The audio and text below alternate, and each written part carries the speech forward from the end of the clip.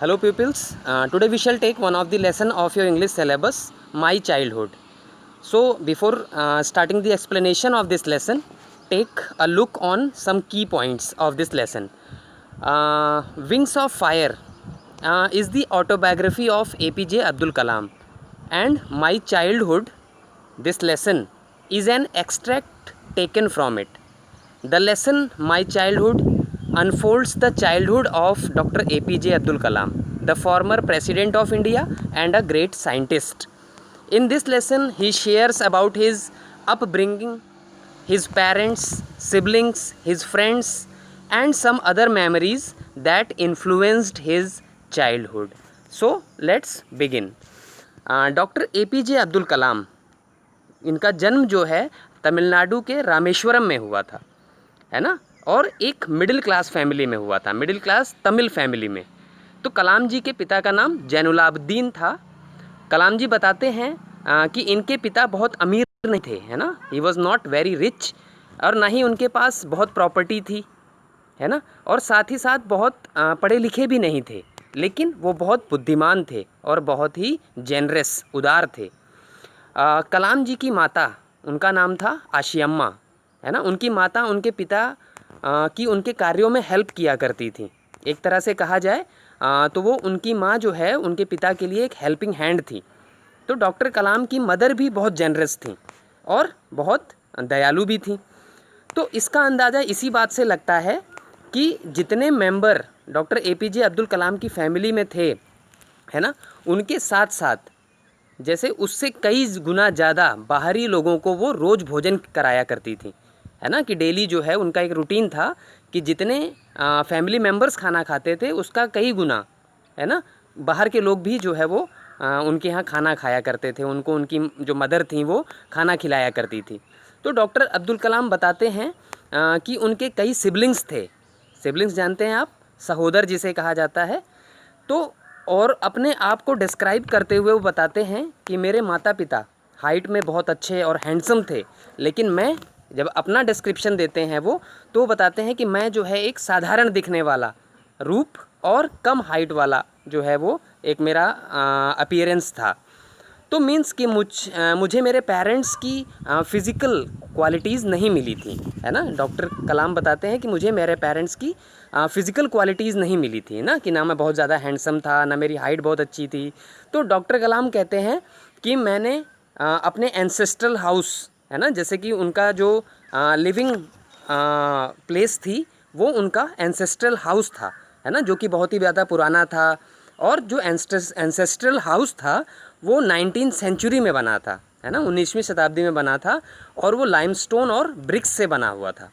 और जैसे कि एक वो पक्का घर था, जैसे पक्का घर होता है ना, जैसे ईंट और जो है वो सीमेंट का बना हुआ, जो कि रामेश्वरम में मस्जिद वाली गली में था, है ना, कि जो घर था डॉक्टर कलाम का वो रामेश्वरम तमिलनाडु में जो एक जगह है, तो वहाँ एक मस्जिद वाली गली है, उसमें उनका घर हुआ करता था।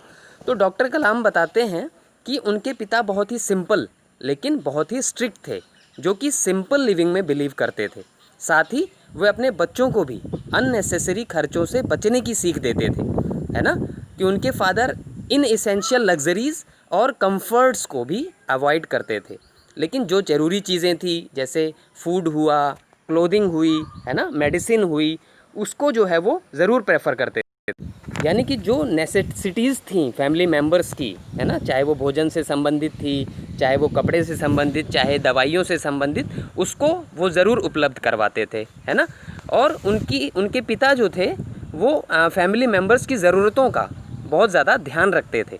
डॉक्टर कलाम के अकॉर्डिंग उनका चाइल्डहुड उनके पेरेंट्स के अंडर एकदम सिक्योर था, और इसके लिए वे अपने पेरेंट्स के शुक्रगुज़ार भी थे कि उन्होंने जो है उन्हें एक बहुत ही अच्छा चाइल्डहुड प्रोवाइड कराया था। अब 1939 में, है ना, जब सेकेंड वर्ल्ड वॉर स्टार्ट हुआ, तो उस समय डॉक्टर कलाम की एज जो है वो 8 ईयर्स की थी, यानी उनकी उम्र जो है वो लगभग 8 साल के आसपास थी। तो डॉक्टर कलाम बताते हैं कि उन्हें नहीं पता था कि क्या रीज़न था, यानी कि जब वो सेकेंड वर्ल्ड वॉर स्टार्ट हुआ तो उस समय क्या रीज़न था, लेकिन उस समय जो है मार्केट में अचानक जो टैमरिंड सीड्स होती थी, इमली के बीज, है ना, उनकी डिमांड जो है वो एकदम से बढ़ गई।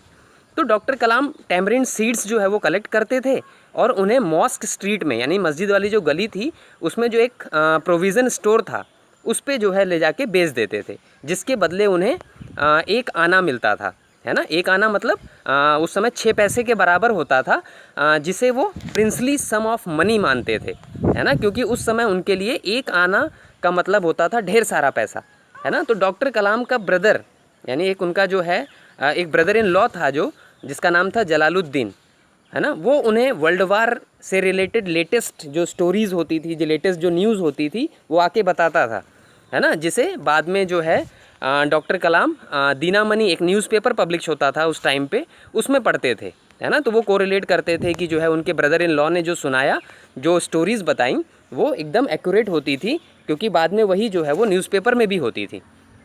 तो डॉक्टर कलाम बताते हैं कि हमारा एरिया, यानी हमारा जो प्लेस थी, लिविंग प्लेस जो रामेश्वरम थी, वो आइसोलेटेड था, है ना, कि थोड़ा सा जैसे लैंड से जो है अवे था, इसलिए वर्ल्ड वॉर से अनअफेक्टेड था, यानी वर्ल्ड वार का जो है बहुत ज़्यादा इफेक्ट वहाँ नहीं था। लेकिन कुछ समय बाद क्या हुआ कि भारत को भी उसमें एलीड फोर्सेस के साथ ज्वाइन करना पड़ा, है ना, और स्टेट ऑफ इमरजेंसी डिक्लेयर हो गई, है ना। स्टेट ऑफ इमरजेंसी मीन्स एक जैसे कर्फ्यू टाइप का जो है वो पोजीशन आ गई। तो जो सबसे पहला इम्पैक्ट रामेश्वरम के लोगों पर हुआ इस जैसे इमरजेंसी डिक्लेयर होने का, वो ये हुआ कि जैसे रामेश्वरम स्टेशन पर ट्रेन का जो रुकना था वो कैंसिल हो गया, यानी कि रामेश्वरम स्टेशन था वहाँ पे, तो वहाँ से जो ट्रेनें गुजरती थी वो रामेश्वरम स्टेशन पे हाल्ट करती थी, है ना, थोड़ी देर के लिए रुकती थी। लेकिन जब इमरजेंसी डिक्लेयर हो गई तो ये कैंसिल हो गया, रामेश्वरम में वो ट्रेनें नहीं रुकती थी फिर। तो इससे पहले जो भी ट्रेन गुजरती थी वो वहाँ रुकती थी, फिर आगे धनुषकोडी के लिए बढ़ती थी, है ना, उसका अगला जो स्टॉपेज था वो धनुषकोडी था। लेकिन जब डायरेक्ट जैसे जब ये इमरजेंसी डिक्लेयर हो गई तो वो ट्रेन जो भी वहाँ से गुजरती थी वो रामेश्वरम पे ना रुक के सीधे धनुषकोडी पे जाके रुकती थी। तो इसके साथ ही जो न्यूज़पेपर बंडल रामेश्वरम के लिए आते थे, है ना, जो न्यूज़पेपर डिस्ट्रीब्यूट करने के लिए आते थे, तो अब क्योंकि ट्रेन का रुकना बंद हो गया था तो क्या होने लगा कि चलती ट्रेन से जो है वो न्यूज़पेपर के बंडल्स को जो है नीचे फेंकना पड़ता था। अब डॉक्टर कलाम का एक कज़िन था जिसका नाम था शमसुद्दीन, है ना, वो रामेश्वरम में न्यूज़पेपर डिस्ट्रीब्यूट करने का काम करता था। तो ट्रेन के रामेश्वरम में न रुकने से, है ना, चलती जो ट्रेन से जो है न्यूज़पेपर बंडल्स फेंके जाते थे उसको कलेक्ट करने के लिए उसे किसी की हेल्प चाहिए थी, है ना। तो ये हेल्प किसने की? वो हेल्प जो है डॉक्टर कलाम ने की, जिसके बदले शमसुद्दीन उन्हें सैलरी दिया करता था। अब डॉक्टर कलाम बताते हैं कि वो सैलरी, है ना, वो उनकी लाइफ की फ़र्स्ट अर्निंग थी जो उन्हें हमेशा याद रही, है ना। ये घटना जैसे जब उन्होंने ये बुक लिखी, अपनी ऑटोबायोग्राफी लिखी, तो वो 50 साल पहले की बताते हैं ये घटना, जब जो है ये ट्रेन्स का जो है हाल्ट करना बंद हो गया और जो है वो चलती ट्रेन से बंडल जो है नीचे फेंके जाते थे। तो वो बताते हैं कि ये घटना 50 साल पहले घटी थी जब उन्होंने ये बुक लिखी थी, है ना। लेकिन वो सैलरी जो है वो उन्हें हमेशा प्राउड फील कराती रही, है ना। फिर आगे आता है कि जैसे ना हर बच्चा जो है ना, वो अपने पेरेंट्स से कुछ इनहेरिटेड कैरेक्टरिस्टिक्स के साथ पैदा होता है ना, और फिर अपने टीचर्स से ट्रेनिंग लेता है, उनसे कुछ सीखता है कि सोसाइटी में किस तरह से अपने आप को स्टैंड अप करना है। तो ये सब डिपेंड करता है social status of the family, है ना, पर और होम एनवायरनमेंट पर। जैसे ये सारी चीज़ें डिपेंड करती हैं कि आपका सोशल स्टेटस कहता है आपकी फैमिली का, और जो है वो होम एनवायरनमेंट कैसा है ना। लेकिन डॉक्टर कलाम को अपने फादर से ऑनेस्टी और सेल्फ डिसिप्लिन मिला था। जैसे बताया था ना कि उनके फादर बहुत रिच नहीं थे, तो उनको जो है इनहेरिटेंस में बहुत ज़्यादा प्रॉपर्टी, बहुत ज़्यादा मनी तो नहीं मिली थी, लेकिन जो है उनको ऑनेस्टी और सेल्फ डिसिप्लिन मिला था। और अपनी मदर से उन्हें faith in goodness and deep kindness मिला। उनके सिबलिंग्स को भी यही क्वालिटीज़ अपने पेरेंट्स से मिली, है ना। तो आगे डॉक्टर कलाम बताते हैं कि चाइल्डहुड में उनके 3 क्लोज़ फ्रेंड्स थे, है ना। जैसे वो एक मेमोरी शेयर करते हैं, बताते हैं कि जैसे जब वो छोटे बच्चे थे, जब उनकी एज जो है 8 to 10 ईयर्स थी, है ना, इसके आसपास रही होगी, तो उनके बचपन में जो है 3 बहुत क्लोज़ फ्रेंड्स थे। फर्स्ट जो थे वो रामानंद शास्त्री, सेकंड अरविंदन और थर्ड शिव प्रकाशन, है ना, ये तीनों ही जो है वो स्ट्रिक्ट हिंदू ब्राह्मण फैमिली से बिलोंग करते थे और अपने धर्म को स्ट्रिक्टली मानने वाले थे। तो डॉक्टर कलाम बताते हैं कि वो एक मुस्लिम फैमिली से बिलोंग करते थे, है ना, लेकिन बचपन में सारे बच्चे इतने क्लोज थे एक दूसरे से कि उन्हें कभी ये फील नहीं होता था कि वे अलग अलग रिलीजन से बिलोंग करते हैं, अलग अलग धर्म के हैं, है ना। इवन उनमें से एक फ्रेंड जो रामानंद शास्त्री था वो पक्षी लक्ष्मण शास्त्री का बेटा था। ये कौन थे? पक्षी लक्ष्मण शास्त्री जो थे वो रामेश्वरम टेम्पल के सबसे बड़े पुजारी थे, है ना, और आगे चलकर रामानंद शास्त्री ने अपने पिता की जगह रामेश्वरम टेम्पल में पुजारी की जगह उसको जो है मिल गई, है ना, यानी कि वो जो है वो पूजा पाठ का काम करने लगा रामानंद शास्त्री, है ना। फिर क्या हुआ? फिर अरविंदन ने, जो उनका सेकंड फ्रेंड था, है ना, यानी कि जो फर्स्ट फ्रेंड था रामानंद शास्त्री, वो तो अपनी फादर की जगह पे जो है रामेश्वरम टेम्पल में पुजारी वाला काम करने लगा, और अरविंदन जो सेकंड फ्रेंड था उसने जो है पिलग्रिम्स को, यानी कि जो पिलग्रिम्स आते थे रामेश्वरम टेम्पल विज़िट करने के लिए, वहाँ दर्शन करने के लिए, उनको जो है वो टेम्पल तक पहुँचाने और वहाँ से वापस लाने के ट्रांसपोर्टेशन का बिजनेस शुरू किया उसने, है ना। और जो थर्ड फ्रेंड था शिव प्रकाशन, उसने जो है वो साउदर्न रेलवे में कैटरिंग कॉन्ट्रैक्टर का काम शुरू किया, है ना, कैटरिंग का काम शुरू किया उसने। तो डॉक्टर कलाम बताते हैं कि जब भी श्री सीताराम कल्याणन, है ना, कल्याणम जैसे वहाँ पे विवाह को कहा जाता है, साउथ में कल्याणम वर्ड जो है वो विवाह के लिए यूज़ होता है, मैरिज सेरेमनी के लिए। तो डॉक्टर कलाम बताते हैं कि जब भी श्री सीताराम कल्याणम सेरेमनी होती थी उसमें उनका परिवार भी पार्टिसिपेट करता था, है ना, भाग लेता था, और उस फंक्शन के लिए बोट्स का अरेंजमेंट उनकी फैमिली ही करती थी, है ना। वे नाव पर एक स्पेशल प्लेटफॉर्म बनाते थे और उस पर राम सीता को जो है वहाँ पे जो है मूर्ति, उनकी मूर्ति रखते थे, है ना। फिर उसे मंदिर से मैरिज साइड तक जो एक तालाब था जिसका नाम था राम तीर्थ के बीचों बीच, है ना, जो तालाब के बीचों बीच वो जो है मैरिज साइट होती थी, वहाँ तक ले जाते थे। ये पॉन्ड डॉक्टर कलाम के घर के एकदम पास था।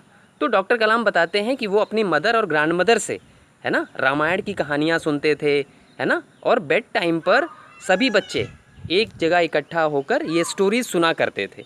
तो डॉक्टर कलाम एक इंसिडेंट शेयर करते हैं कि जब वे क्लास 5th में थे, है ना, यानी कि एक स्टोरी जो है वो शेयर करते हैं कि जब वो क्लास 5th में पढ़ा करते थे तो वहाँ पे एक न्यू टीचर जो है वो ज्वाइन किए थे, वो क्लास में आए। तो मैं हमेशा एक टोपी पहन कर रखता था। वो बताते हैं कि जैसा कि एक मुस्लिम फैमिलीज़ में रिवाज होता है कि मुस्लिम फैमिलीज़ में एक ये जो है ट्रेडिशन होता है कि वो लोग एक कैप पहन के रखते हैं, एक टोपी पहन के रखते हैं गोल सी। तो मैं वो हमेशा जो है डॉक्टर कलाम वो टोपी हमेशा पहना रहते थे, जैसे क्लास में भी पहन के जाते थे। और वो हमेशा, यानी बताते हैं कि मैं हमेशा जो है वो रामानंद शास्त्री के बगल में फ्रंट रो में क्लास में बैठा करता था, है ना। तो रामानंद शास्त्री एक सेकर्ड थ्रेड, है ना, जिसे जनेऊ कहा जाता है, वो पहनता था क्योंकि वो ब्राह्मण फैमिली से बिलोंग करता था। अब नए टीचर, जो न्यू टीचर आए थे, है ना, जो न्यू टीचर ज्वाइन किए थे, उनको ये बात हजम नहीं हुई, है ना, वो डाइजेस्ट नहीं कर पाए कि एक हिंदू पुजारी का बेटा एक मुस्लिम लड़के के साथ बैठा था, है ना। उन्हें बड़ा ये ऑकवर्ड लगा। उन्होंने डॉक्टर कलाम को लास्ट बेंच पर जाकर बैठने के लिए कहा क्योंकि वो एक लोअर रैंक ऑफ सोसाइटी से बिलोंग करते थे। मुझे, अब जैसे डॉक्टर कलाम बताते हैं कि मुझे और रामानंद शास्त्री को बहुत बुरा लगा, है ना, कि उन्होंने जो है, जैसे हम लोग एक साथ बैठा करते थे तो उन्होंने वो प्लेस चेंज कर दी। तो रामानंद शास्त्री के रोते हुए चेहरे ने, यानी कि जब दोनों को सेपरेट किया गया तो रामानंद शास्त्री को इतना फील हुआ कि वो रोने लगा, है ना। और वो रोता हुआ चेहरा जो था उसने जो है डॉक्टर कलाम के माइंड पर एक लॉन्ग लास्टिंग इम्प्रेशन छोड़ा, है ना, कि उस इमेज को वो कभी भुला नहीं पाए और उन्हें अपनी फ्रेंडशिप की और फ्रेंडशिप की फीलिंग की इमेज माइंड में प्रिंट हो गई, है ना। तो स्कूल ओवर होने के बाद जब दोनों घर गए, यानी रामानंद शास्त्री और डॉक्टर कलाम जब दोनों घर गए, दोनों ने ही अपने पेरेंट्स से जाकर ये क्लास में जो इंसिडेंट हुआ था उसको बताया, है ना। तो जब उन्होंने ये बात अपने पेरेंट्स से बताई तो रामानंद शास्त्री के फादर ने न्यू टीचर को जो है अपने पास बुलाया और उन्हें फटकार लगाई कि उन्हें जैसे जो सोशल इनइक्वालिटी है उसका जहर, यानी कि जो सामाजिक असमानता है उसका पॉइजन जो है वो नहीं फैलाना चाहिए, है ना। लक्ष्मण शास्त्री ने टीचर से स्ट्रिक्ट वे में कहा कि या तो वह इस बिहेवियर के लिए सॉरी बोलें, है ना, या फिर स्कूल छोड़कर या और रामेश्वरम छोड़कर यहाँ से चले जाएं। है ना। तो उस न्यू टीचर ने अपने इस बिहेवियर पर फिर सॉरी कहा और लक्ष्मण शास्त्री की वजह से, है ना, उनका धर्म को लेकर यानी रिलीजन को लेकर जो माइंडसेट था वो बदल गया, है ना। कास्ट को लेकर जो माइंडसेट था, जो थॉट्स थे वो चेंज हो गए, है ना, कि वो जो है थोड़ा सा अपने माइंड को उन्होंने चेंज किया कि ये चीज़ें जो है वो अच्छी नहीं है सोसाइटी में। फिर नेक्स्ट क्या हुआ कि रामेश्वरम में सोसाइटी के 4 ग्रुप्स जो होते थे, है ना, ब्राह्मण क्षत्रिय वैश्य शूद्र जैसे होते थे ना, तो उसका जो डिवीज़न था वो स्ट्रिक्टली फॉलो किया जाता था, है ना, रामेश्वरम में। तो डॉक्टर कलाम के साइंस टीचर, एक साइंस टीचर थे उनके डॉक्टर कलाम के, शिव सुब्रमण्या अय्यर, है ना। तो एक स्ट्रिक्ट ब्राह्मण फैमिली से बिलोंग करते थे वो, लेकिन जात पात को नहीं मानते थे, है ना। लेकिन उनकी वाइफ इसमें यकीन रखती थी, वो बिलीव करती थी। जबकि शिव सुब्रमण्या ने सोशल बैरियर्स को ब्रेक करने के लिए, यानी कि जो समाज में ये इस तरह की कुरीतियाँ फैली हुई थी, जो ये विचार फैले हुए थे, उनको ब्रेक करने के लिए, उनको जो है वो रिमूव करने के लिए बहुत हार्ड वर्क किया था, जिससे अलग अलग बैकग्राउंड के लोग, है ना, जैसे अलग अलग रिलीजन से बिलोंग करने वाले लोग जो है वो आसानी से एक दूसरे से मिलजुल सकें।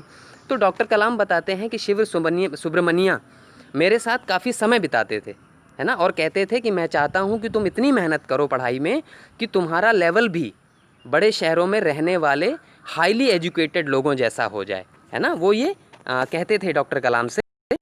अब एक दिन क्या हुआ कि एक दिन जो उनके साइंस टीचर थे शिव सुब्रमण्या अय्यर, एक दिन उन्होंने डॉक्टर कलाम को अपने घर पर डिनर के लिए बुलाया, है ना, मील के लिए बुलाया, खाने के लिए।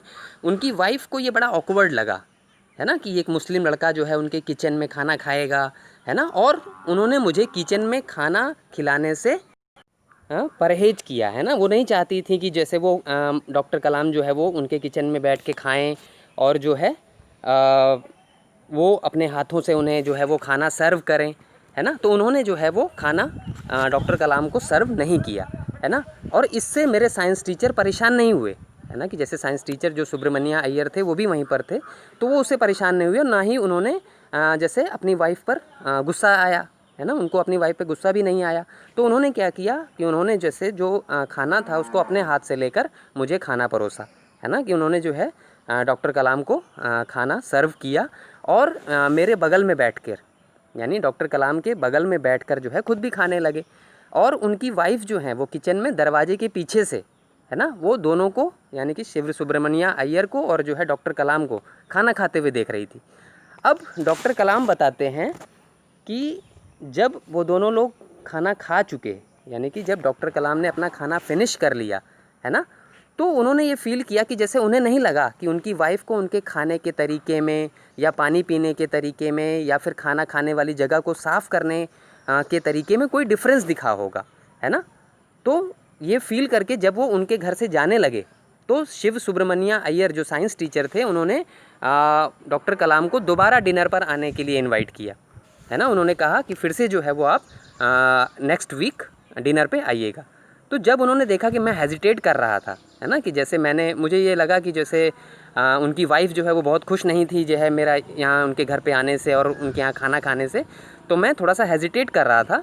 तो उन्होंने कहा कि अपसेट होने की ज़रूरत नहीं है, जब आप सिस्टम बदलने चलते हैं, है ना, कोई जो है वो नया सिस्टम इस्टेब्लिश करने चलते हैं तो आपको ऐसी समस्याओं का सामना करना पड़ता है ना।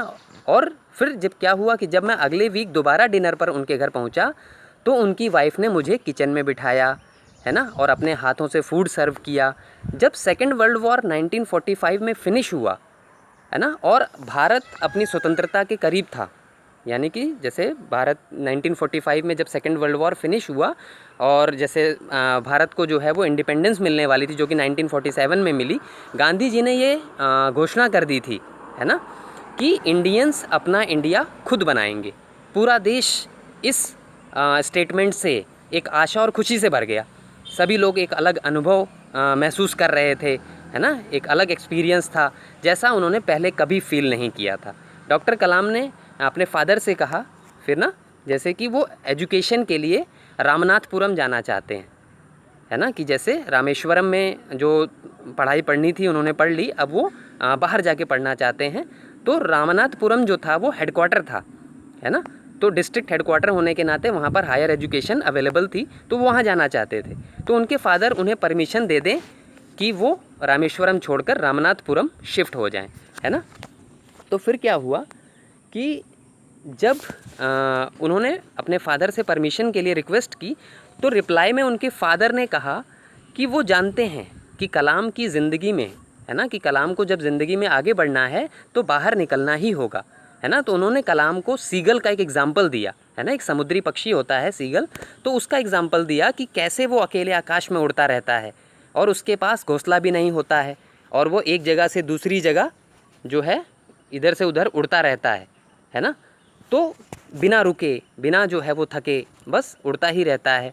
तो जब कलाम की माँ को ये बात पता चली, है ना, तो वो बहुत अपसेट हुई और डॉक्टर कलाम के फादर ने उन्हें कंसोल करते हुए, है ना, यानी कि डॉक्टर कलाम की मदर को उनके फादर ने कंसोल करते हुए खलील गिब्रन एक पोएट हैं, उनकी एक पोयम है उनकी योर चिल्ड्रन का एग्जाम्पल दिया। उसकी कुछ लाइन्स से जो है उनको समझाने की कोशिश की कि तुम्हारे बच्चे सिर्फ तुम्हारे नहीं हैं, वे जीवन की डिज़ायर के लिए हैं, जीवन के लिए हैं, लोगों के लिए हैं, है ना। कोई ये ना सोचे कि वो अपने बच्चों को रूल कर सकते हैं, क्योंकि they have their own thoughts, है ना। तो आप उन्हें अपना प्यार दें, लव दें, अफेक्शन दें, पर उन्हें अपने थॉट्स नहीं दें। क्यों? क्योंकि उनके अपने थॉट्स हैं। जैसे जैसे वो ग्रो करेंगे, जैसे जैसे वो अपब्रिंग होंगे, वैसे वैसे उनके थॉट्स जो है वो भी डेवलप होते जाएंगे। So this was all about the explanation of this lesson. I hope you are all clear with it. So thank you.